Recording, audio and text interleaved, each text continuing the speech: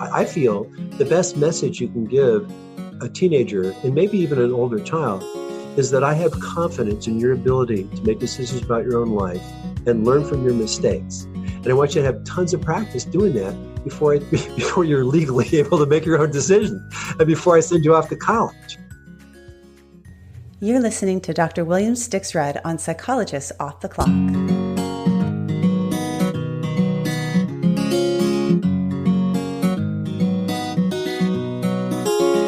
Curious what psychologists chat about over coffee? We are three clinical psychologists who love to discuss the best ideas from psychology. I'm Dr. Diana Hill, practicing in Seaside, Santa Barbara, California. I'm Dr. Debbie Sorensen, practicing in Mile High, Denver, Colorado.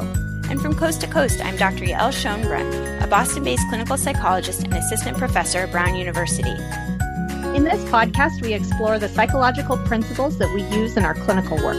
And we bring you ideas from psychology that can help you flourish in your work, parenting, relationships, and health. Thank you for listening to Psychologists Off the Clock. Hi there, this is Diana, and I know that if you're listening to this podcast, you probably really value psychological health as well as overall wellness. And I also know how hard it is to carve out the time to take care of yourself in this area. And that's why I've paired up with Goodland Organics Coffee Farm up in Goleta, California, to offer you a day-long retreat into total wellness. We're going to, upon arrival, have specialty organic coffee that's grown right there and on the farm, and juices. We're going to have an open air yoga session.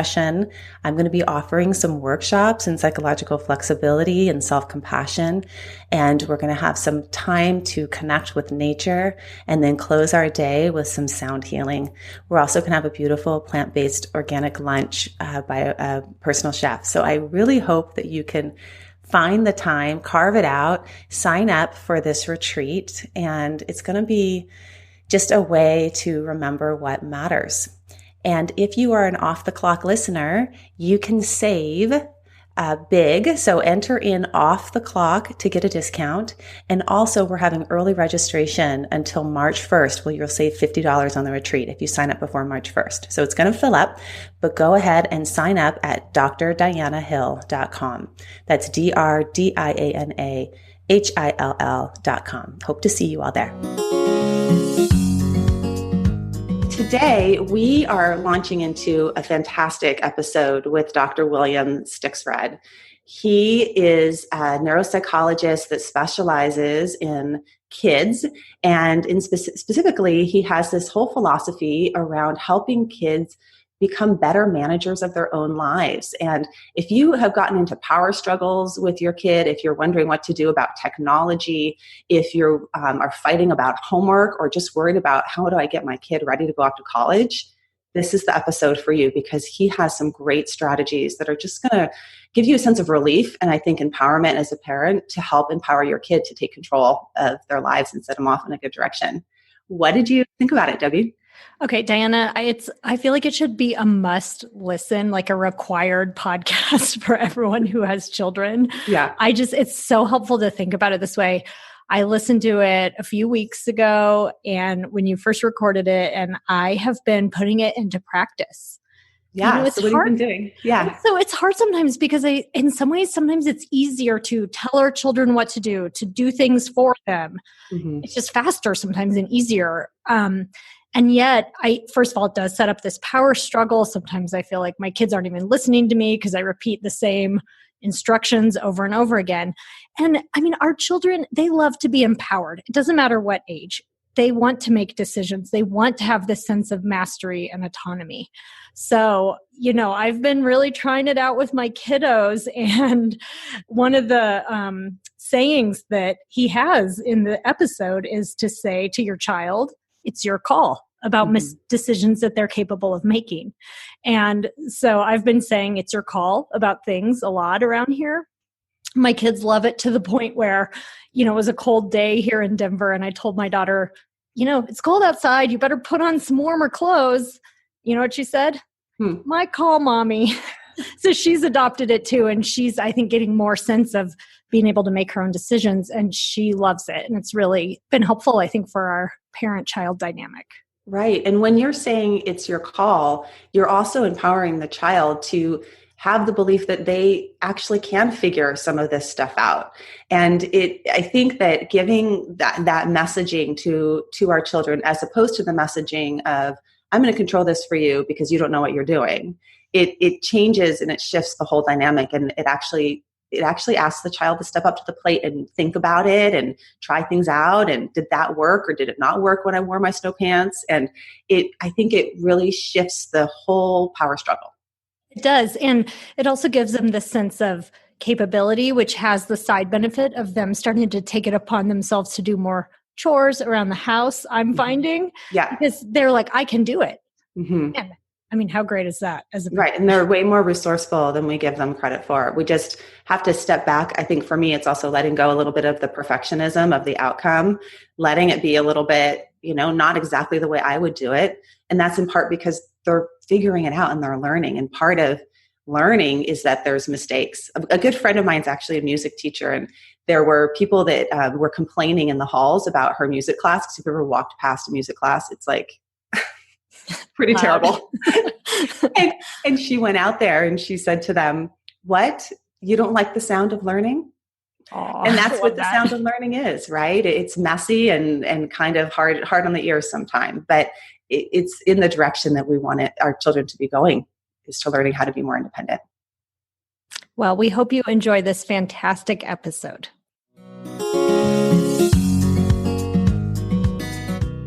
William R. Stixrud is a clinical neuropsychologist and founder of the Stixrud Group, a lifespan neuropsychology practice. He is also a member of the faculty at Children's National Medical Center, and he is an assistant professor of psychiatry and pediatrics at the George Washington School of Medicine. Additionally, Dr. Stixrud is a frequent lecturer, the author of scientific articles and book chapters on transcendental meditation and other topics. Most recently, he is the author, with co-writer Ned Johnson, on The Self-Driven Child, the science and sense of giving your kids more control over their lives. Dr. Stixrud has been quoted in publications including the New York Times, the Washington Post, the Times of London, Scientific American, Time.com, NPR, the Wall Street Journal, Barron's, Business Week, and Vogue. He is also a rock and roll musician and plays in the band Close Enough. Welcome, Dr. Stixrud. It's wonderful to have you on the show. Nice to be here. Thanks. I'm really excited to have you here. The way I found out about you was my husband was listening to your NPR On Point interview, and he called me up and said, you got to get this guy's book. He's who you need because of my work with college students, but also who we need as parents as a guide. Yeah. So we're definitely on the same page with all of your work. So thank you. It's just a great honor to have you on. Pleased to be here. Yeah. So I'd love to start with your book, The Self-Driven Child. And it's all about helping kids find their inner drive so they can flourish. You write about sort of the key process of giving kids a sense of control, and as parents being more of a consultant than a manager. Can you talk a bit about that concept? Sure. My co-writer, Ned Johnson, and I have been lecturing together for some years, often about motivation, often about how stress and sleep deprivation affects kids' lives. And when we decided to write a book, we were trying to figure out how do we organize the most useful content, the most useful things that we recommend to parents and educators. And we realized we could organize everything around this construct of a sense of control. Mm-hmm. And we knew that from the stress research, that a low sense of control is the most stressful thing in the universe. I mean, if something's happening to you or your kid, and there's nothing you can do about it, it's highly stressful.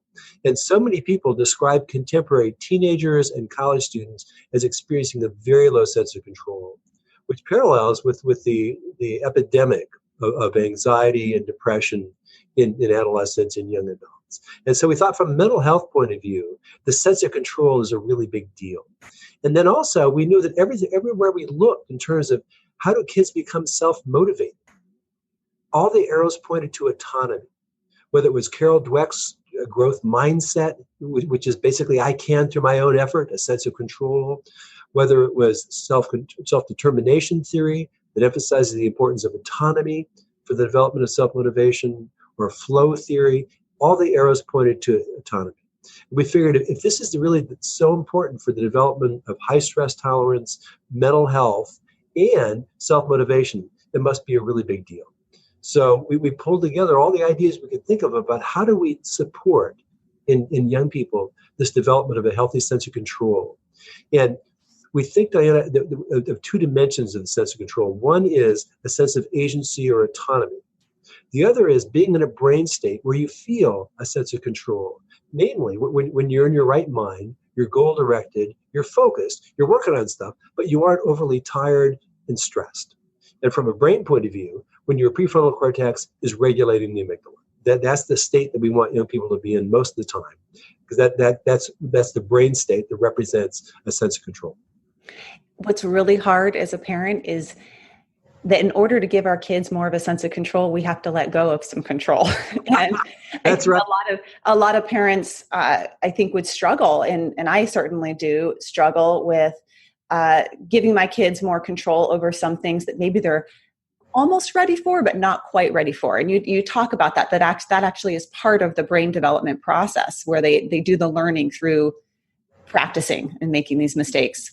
Right. And we don't want kids to have to be in charge of things they aren't developmentally ready for. I mean, there's nothing more stressful and harmful to development than making kids feel they're responsible for stuff they aren't developmentally ready to handle. Yeah. However, we think that we're possible. I mean, we like the parenting adage, don't do for a kid what a kid can do for himself.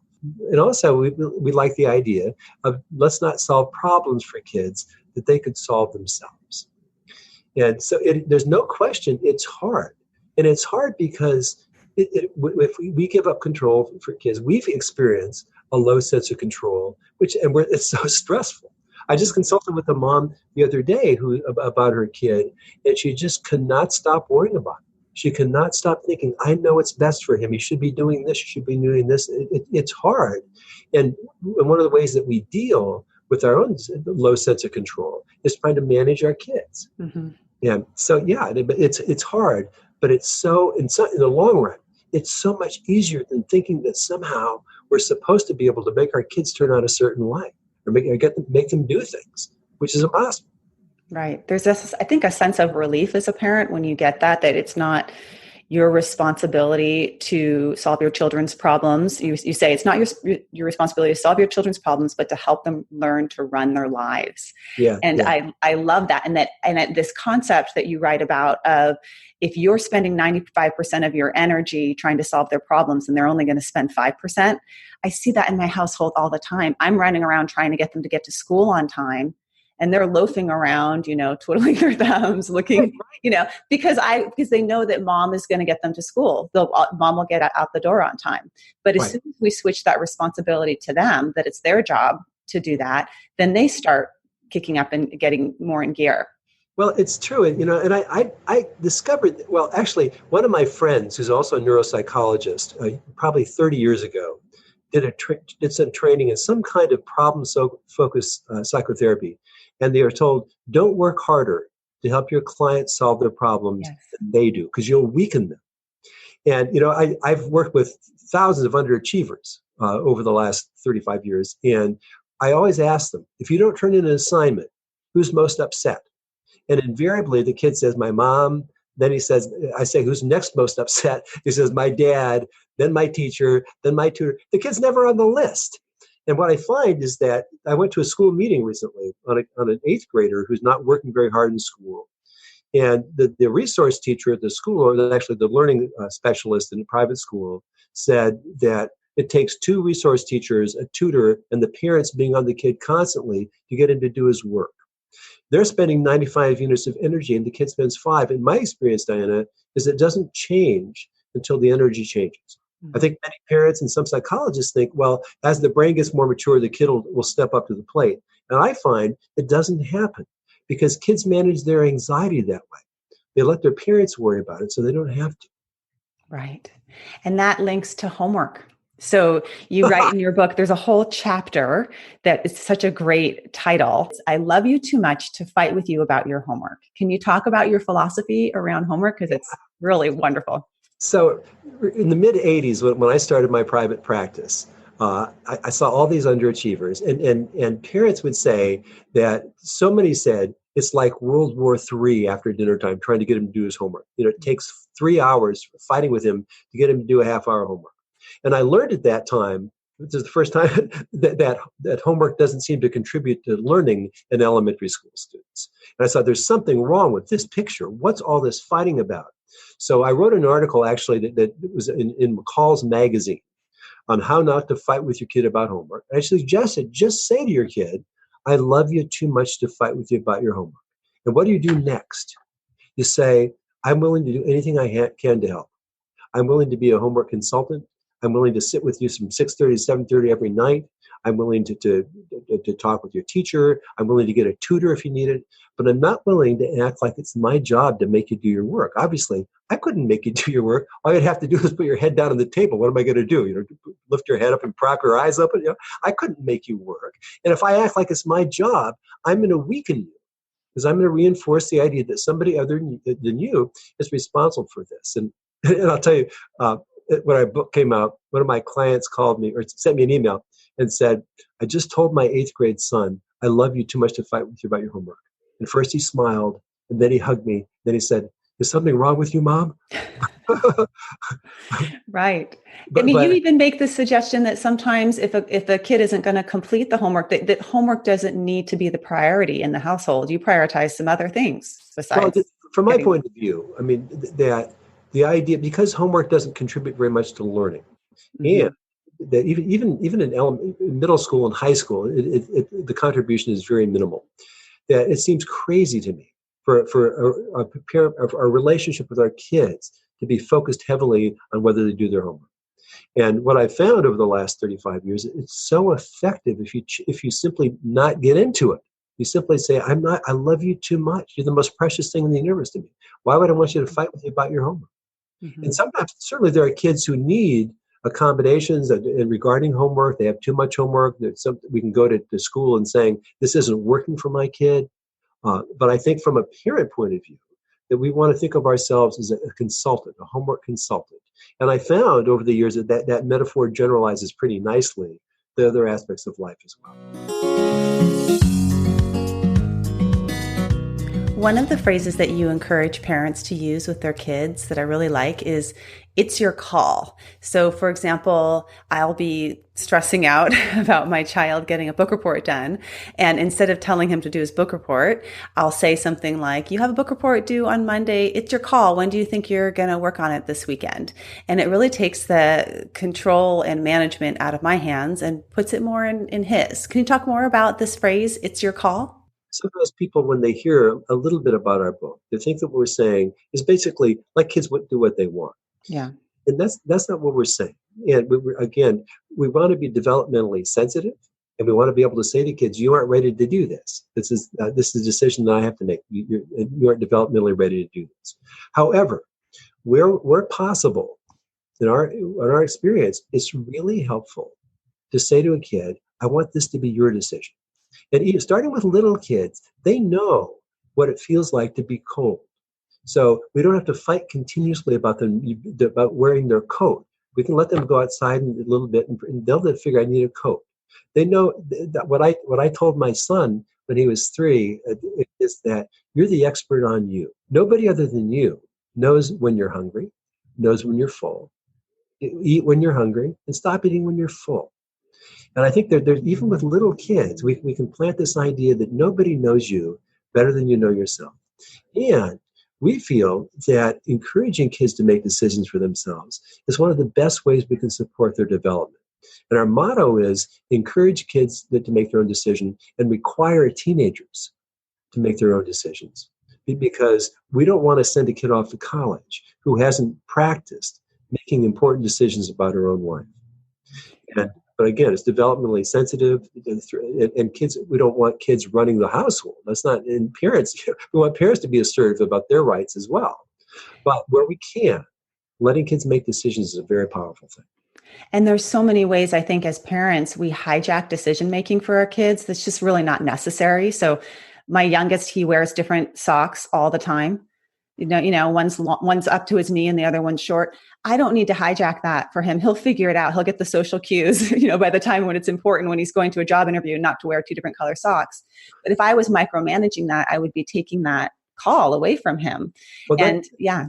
That's a great point. And I think that part of the challenge is taking a long perspective and realizing this is an investment, and this is an investment in our kids' future.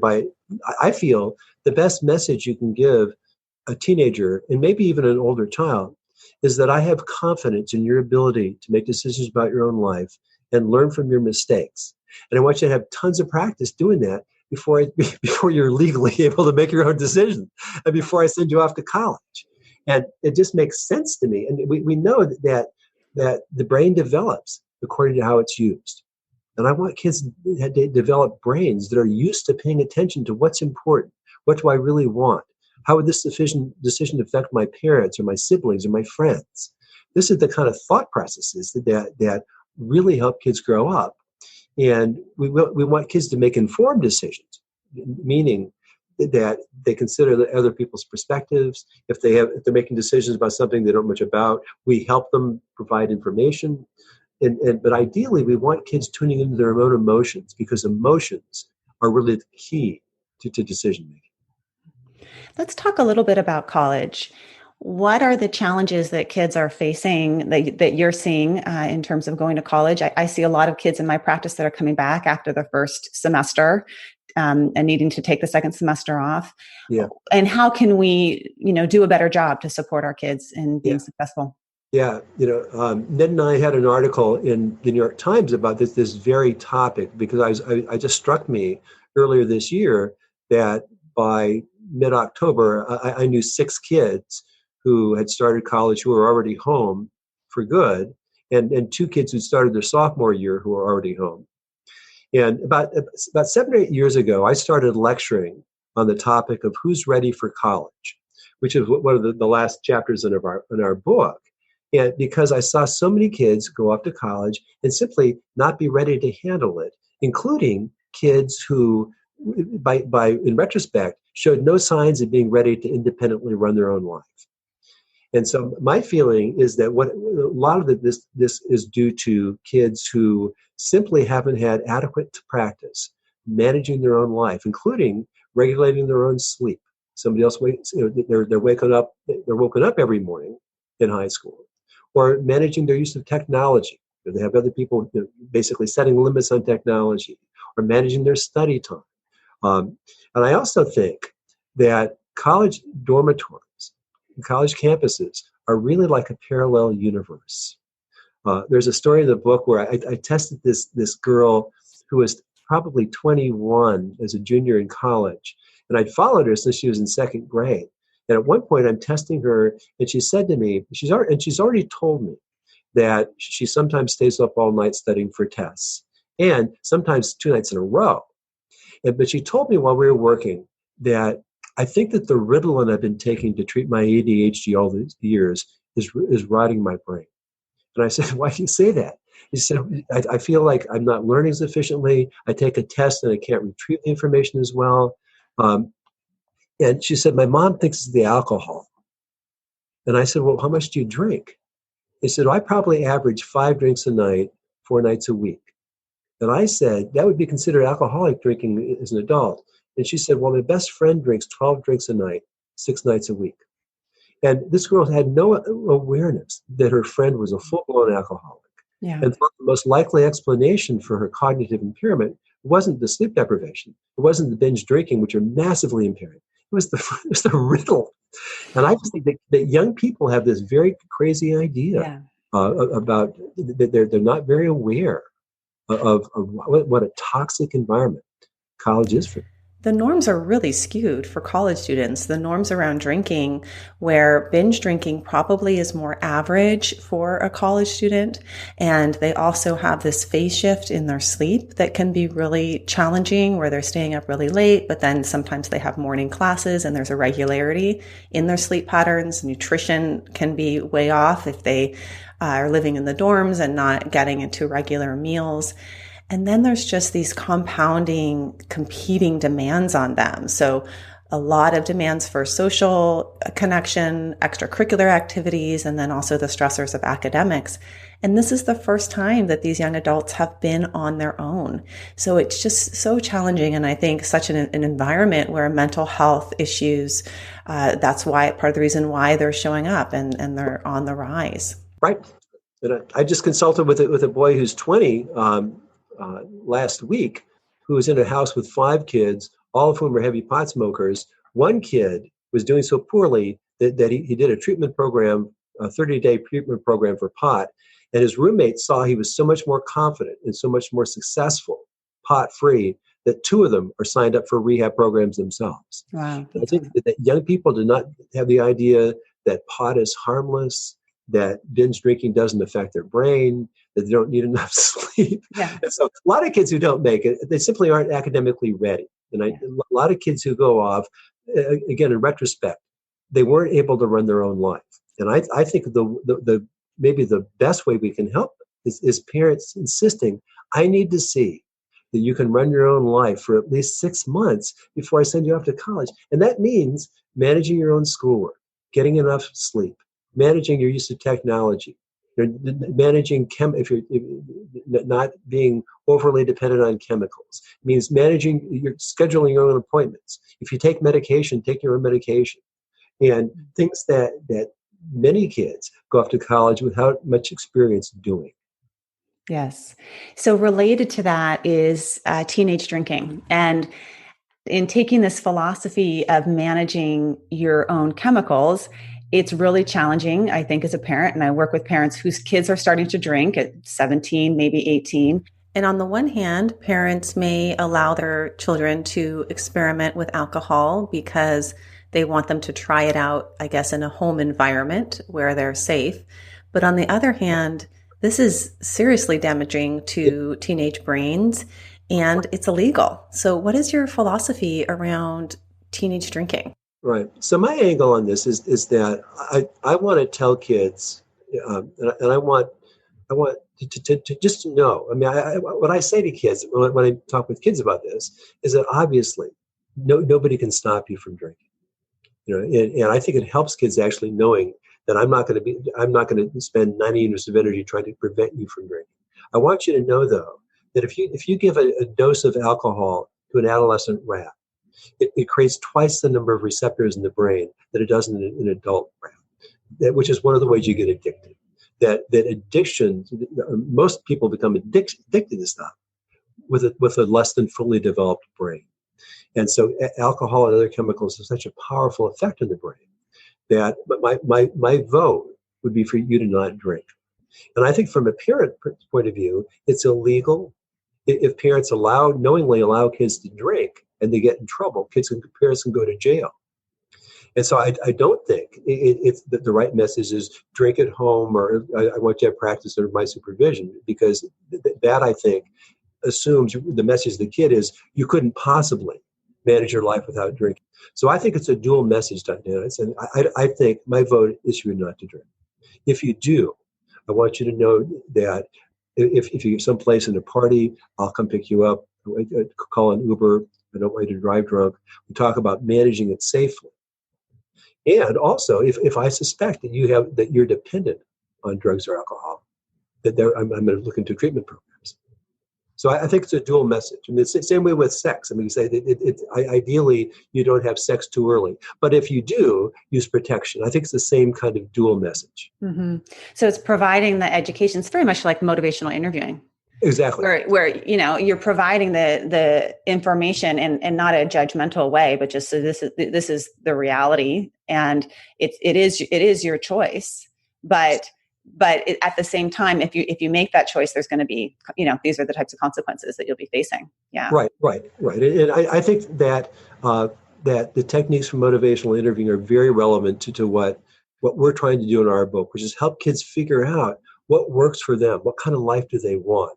Well, one of my friends just went to visit her grandson, who's 4, and to get the child to brush his teeth, his parents, one of them restrains the kid, the other one opens the lips and tries to brush the teeth, and the grandmother, just having read Ned's in my book, said, I was channeling your book. I said to my grandson, I said, can I tell you a little bit why people brush their teeth?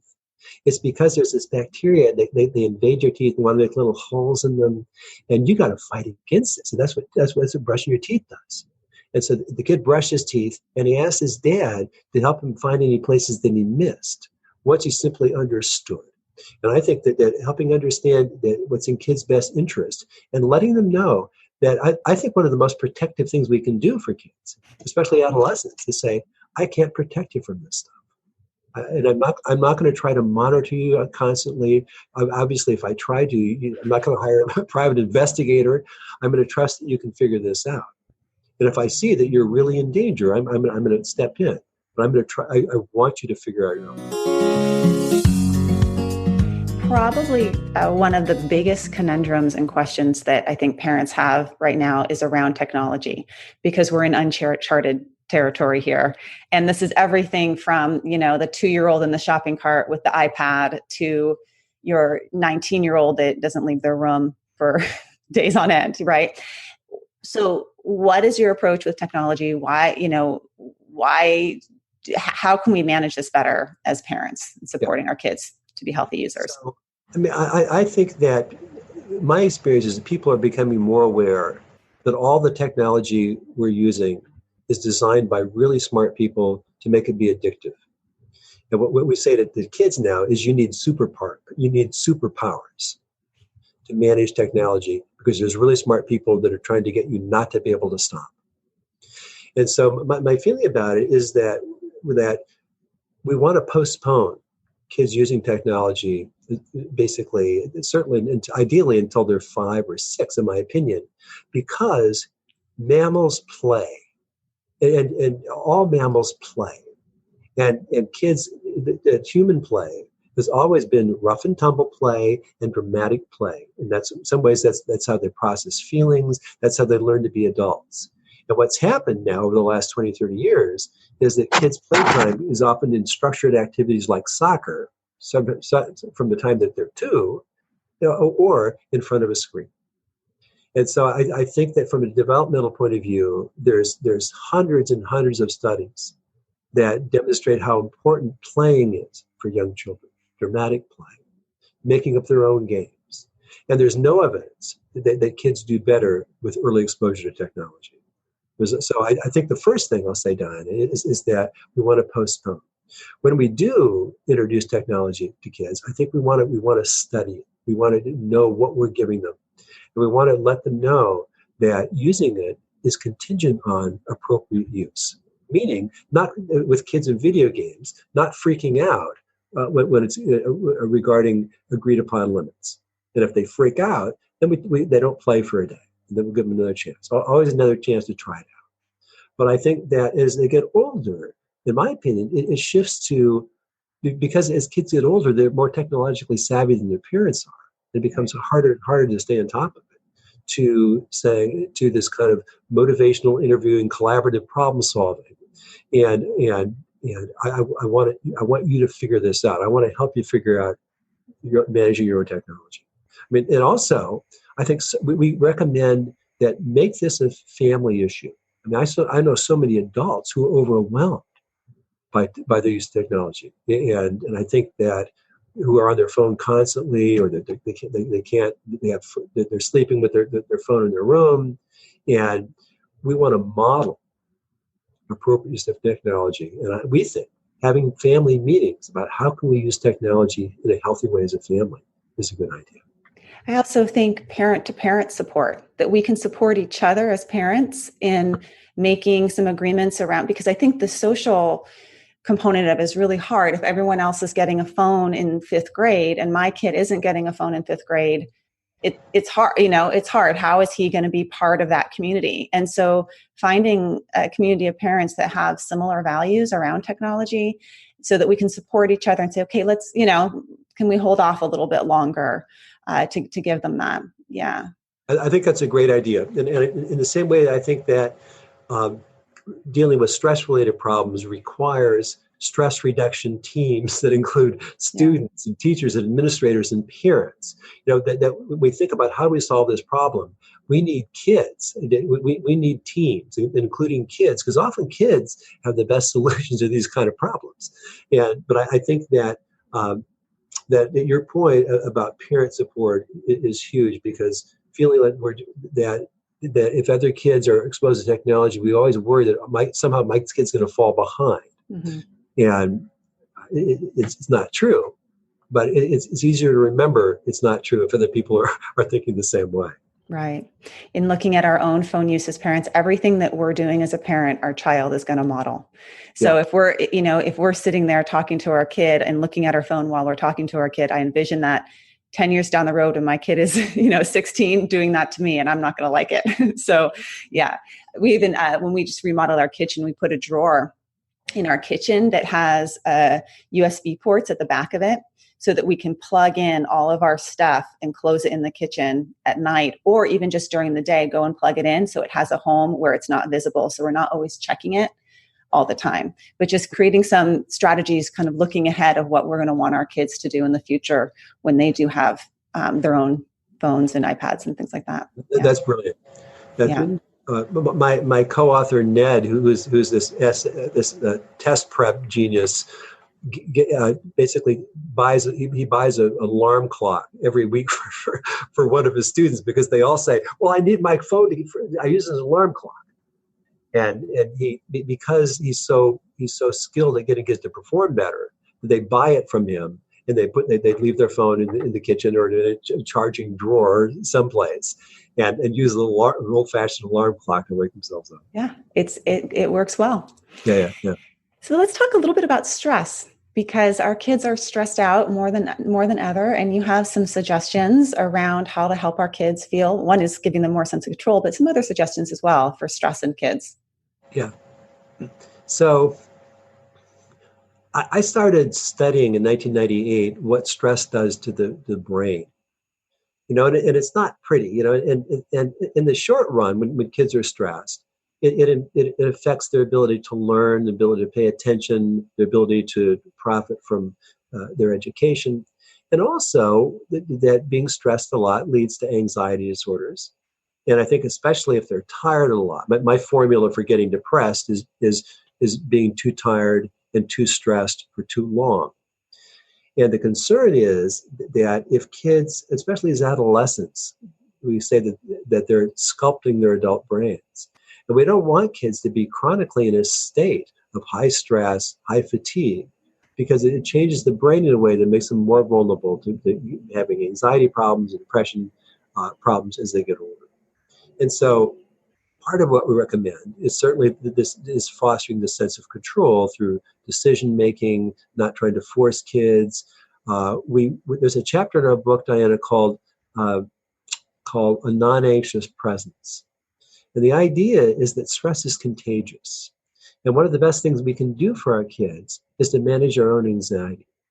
There's a lot of research that suggests that if parents manage their own anxiety, that it helps kids. Kids are less anxious. They're less likely to develop an anxiety disorder. And so we have in this chapter, we talk about various things that parents can do to be less anxious about their kids. And I think that if our kids are anxious, it makes us anxious. Our brain picks us up too. But I think that there's many ways that we can help, including taking a long view. And all of our fear about our kids as parents, it's about the future. It's about the idea that somehow if they're going through a hard patch, they're going to get stuck in this place and not get better. And my experience over the last 40 years of working with kids is that that's not true, that it rarely happens that a kid gets stuck in some place and doesn't get better. And they kind of go through stuff and then they get out of it. And I think that taking a long view is important. We recommend placing an emphasis on just enjoying kids. And I think that just enjoying them as they are. And I think that when I used to do therapy with families, we'd set our highest goal is simply enjoying the kid. And then we work backward. Maybe that marital stress keeps you from enjoying your kid, or maybe it's some behavioral thing we have to work on. And also, the last thing I'll say is that we have a couple chapters on what we call radical downtime. And certainly one of the most important ways to help with stress is to get more sleep. And we have a chapter on this radical downtime, which we consider daydreaming or mind wandering and meditation. Activities where you appear to be doing nothing that are really restoring and de-stressing your brain. I love that you wrote about daydreaming. That was so helpful to me because my oldest is a big daydreamer and he just sort of whistles and is off in his own, he's a big whistler off in his own head. And my husband and I will get really frustrated at him because we'll want him to do something, rather than just kind of whistle and be in his head. And when you gave that permission slip around actually his brain is when he's daydreaming, there's really important things that are happening. His brain is restoring itself and resting. It really changed our whole approach with him. So I love that. Oh. Our kids need to daydream. Yes. Well, there's this whole, we talk about in the book, there's this whole network in the brain called the default mode network that only activates when you aren't focused on a task. And what we want is the ability in the brain to toggle back and forth very efficiently between being focused and basically daydreaming. And I think that there's concern that because kids are so technologically plugged in 24/7, there's not enough time in their day just to reflect on themselves, to be in their own head, because that's how they develop a sense of identity, is through time to reflect on themselves. And that's how they develop empathy for other people. You need that time of reflection. There's all this evidence that daydreaming contributes to creativity, problem solving. Kids need time to be in their own head. Yeah. And all the scheduling that we're doing and the technology, it's stealing away from that play, daydreaming, creative work. It's really fun to see, children get into a place where they just move from maybe, I don't know what to do, Mom, I'm bored. And you let them sit with that a little bit longer and they create something out of it. And that's really important to be able to have the experience of boredom and then move into creativity, because I think as adults, we need that skill. We need to get to a writer's block and then be able to move into creativity from it. Yeah. That's a fantastic point. And people are saying that 30 years ago, it took kids half an hour to become bored. Now they become bored in 30 seconds. Yeah. And one of my friend's mother used to say when she complained about being bored, said, "What do you want, a brass band? Go against the wall." Not advice that I give today, but we certainly, kids can tolerate boredom. We want them to tolerate it. Some psychologists think the most important outcome of childhood is being able to tolerate solitude, and to be by yourself. And I think kids need some time to do that. So you're a parent yourself. You have some grown children. When you look back on your own parenting, are there things that you feel really good that you've done, or maybe some things that you would have done differently? Well, I'm a little embarrassed to say this. I've thought about this question, but my kids are incredible. I mean, I have a 37-year-old daughter and a 33-year-old son, and they're very different, but they're wonderful human beings. They're both successful, and I loved raising them, and I feel completely fortunate that I knew the stuff that's in my book. I knew that stuff most of it, at least when I was raising my kids. And I knew, for example, that grades in school are not very predictive of success in life. So I told my kids I cared much more about their self-development than I cared about their grades. And I knew that I wrote that article about being a consultant in 1986 when my daughter was 5 and my son was 1. I mean, and so I just kind of walked that walk, and it was easy. And I didn't have the world's hardest kids. I mean, I work with really families that have really hard kids. My kids were relatively easy, but what I think it's just how wonderful they are. I don't have any regrets, and I feel so helpful. And people would tell me stuff like this. This guy said to me, I don't remember who it was, but it was a man who said, "What I love about raising teenagers is that when they come home from school, you get to see who they're deciding to be." And I just love that perspective that it's not my job to make them turn out a certain way.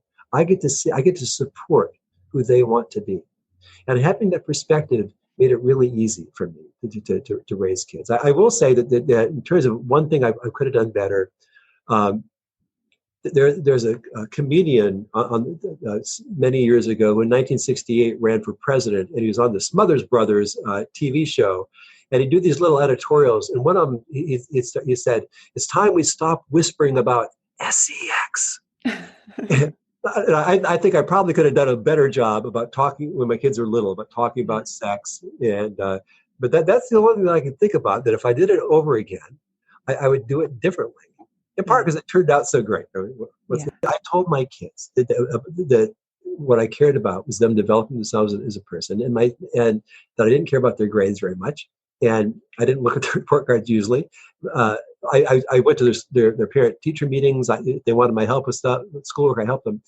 My daughter, who was always a really good student, got a PhD in economics, working with a Nobel Prize winner at age 26 at the University of Chicago. Even though she was always in bed by 10:30 in high school, didn't have any academic pressure, I offered $100 for a C. And my son, to whom school didn't come easily, he was not a particularly good student, and I think that he surpassed everybody's expectations when he got a PhD in psychology at age 30. Well, that sounds wonderful. They're really lucky to have you as a dad. It helps me with the non-anxious, presence of just to be able to let go and let my kids be who they are. And I also want them just to enjoy their childhood. It's so magical. And so I just want them to experience that magical time and not have it be marred by stress and anxiety. If you just look at the mental health situation in elite schools, all the schools that these parents aspire to have their kids in, they're just off the charts. Even 4 years ago, 50% of students at Yale sought mental health services, and 30% of those had serious suicidal ideation. That was 4 years ago. I mean, and so the idea that somehow the most important outcome of our kids' childhood is getting into elite college is just so utterly ridiculous. Yeah. When we lecture, Ned often closes by saying that if we take this approach ourselves, it can feel like unilateral disarmament. And what we want is enough people, as you were saying, the social support, be thinking, and we're actually thinking about kind of a contract or something that we can that parents can endure, saying that I'm not going to make myself crazy. I'm not going to make my kids crazy, and I'm not going to be overly concerned. I'm not going to make my crazy and make other parents crazy. That if we support each other, and just remembering what we want is a healthy brain for our kids. Yeah. That it just makes it a lot easier. Yeah, it does. Absolutely. The way Ned and I think about this is that we're just trying to make peace with reality. And the reality is that valedictorians aren't more successful than other people by the time that they're 25. And that grades don't predict success very well, that where you go to college doesn't seem to make very much difference in terms of how successful or how much money you are, how happy you are, and that the reality is that kids who sleep better, who sleep more, accomplish more than kids who are overscheduled and don't sleep as much. And I think that what you're doing is really, we're trying to parent in a way that's grounded in reality, the reality of our human physiology, the reality of what it takes to be successful in this world. And what we say in our education chapter is we'd much rather, if we were teachers, we'd much rather teach kids for 4 hours who had slept for 8 hours than teach them for 8 hours and slept for 4. Just, we have a focus on what develops a healthy brain. That's our ultimate goal, is raising kids who have healthy brains. And I think that your instincts sound, to me at least, exactly right. And that a parent's job, you write, is to love your children. That's the job that you as a parent can do better than anyone else. I love that. Yeah. That's the main thing. That is communicating love and affection to your kid. That's the number one thing. Yeah. Not to teach them, not to coach them, not to shape them, but to love them. Right. Yeah. Right. Thank you. Well, it's an honor and a delight to have you on. And I really encourage folks that are listening to pick up your book, The Self-Driven Child. We'll put links into it on the website. We'll also put a link to your group and some of your other talks. The NPR show that we heard was fantastic, and your New York Times article. And hopefully people can take all these messages and really influence their own parenting and their work with their clients as well. So thank you. Great.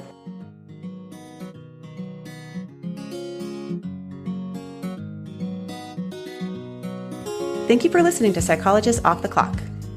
You can find us on iTunes, Facebook, and Twitter.